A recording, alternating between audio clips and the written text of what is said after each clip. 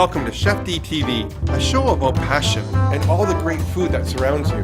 Food that's right in your own backyard that you might not even know is there.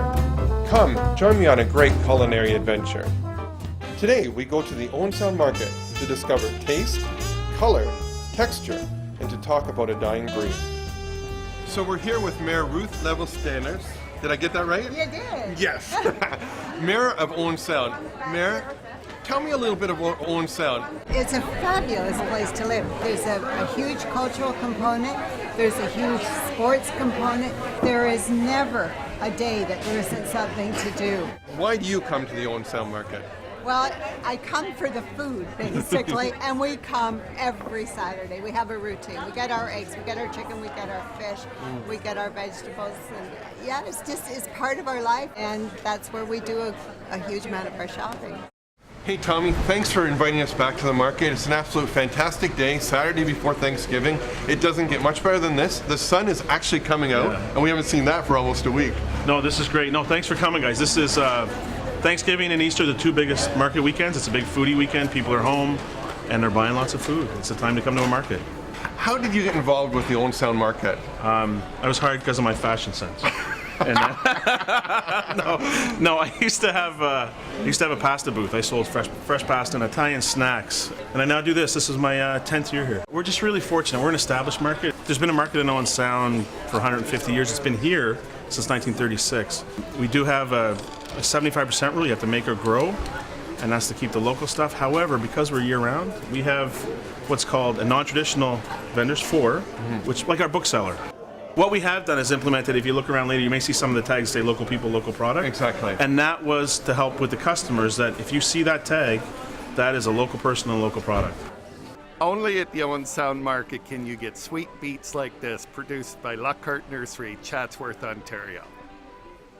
When you're out looking for produce and that, this is where you're going to get the flavor. These are the greens that you're going to get, you're going to buy, that you're going to bite into, and it's going to be, wow, there's some bitterness there. We're harvesting it the day before you get it. Exactly. And it's not traveling very far at all, and that makes a big difference. So we're buying some actually still Ontario grown green beans and some raspberries. The green beans are from their garden, so how much fresher is that? Oh, you got it. This is unbelievable. They're so sweet. It's all about the flavor, as we've been learning all day here at the market. Our motto is we grow flavor, and what I mean by that is all of the vegetables you see, whether it's a grocery store or whatever, look like vegetables and look like perfect vegetables. But we want to grow a vegetable that, first of all, looks good, but is incredible flavor, and that's what we're trying to do. What got you into farming? I love food, and That's great. yeah, and I wanted to just learn what I needed to learn in order to grow it. I did a 1-year apprenticeship, and then loved it so much I kept going. So now, what's the Saugeen River CSA? We're an 80-acre farm just north of Durham, and we grow about 6 acres of produce, and about 95% of it goes to people who buy shares for the whole season. So they pay a fixed price and get a weekly supply of produce. There's about 70 families through the summer months, and then 30 or 35 families through the winter months. I know approximately how many people I can supply, and so once I reach that number, I cut it off and start a waiting list.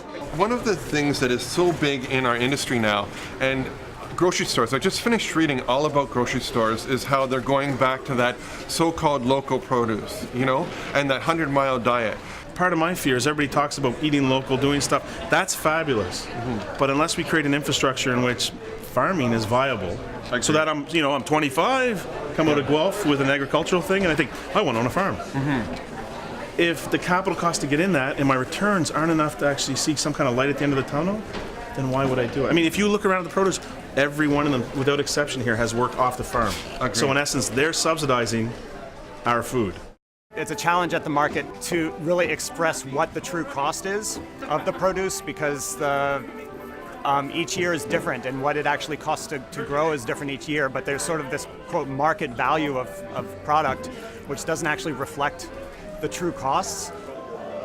Farming is a great business, but as far as being lucrative, it probably will not be that way. You will make a living at it. There's a lot of hard work. Hard work has never killed anybody. Agreed. But the lifestyle really is amazing. The people, the consumers that do appreciate it, you really do get to know them. That is the thing that keeps farmers going. But the return on investment, the lucrative business, it probably isn't. Good news, we found the colors, we found the texture, we found the smells, and the quality that is out there. The bad news, will our next generation of farmers be there? Tell me one thing that makes Owen Sound totally different than any other community in Ontario. I think it's the people. I honestly do. I think there's the most amazing spirit. You felt it. It's the people. So Ruth, here's to Owen Sound, here's to some great eating. We'll talk soon. Yeah. Welcome. Anytime. Oh, treat yourself to some great local flavors.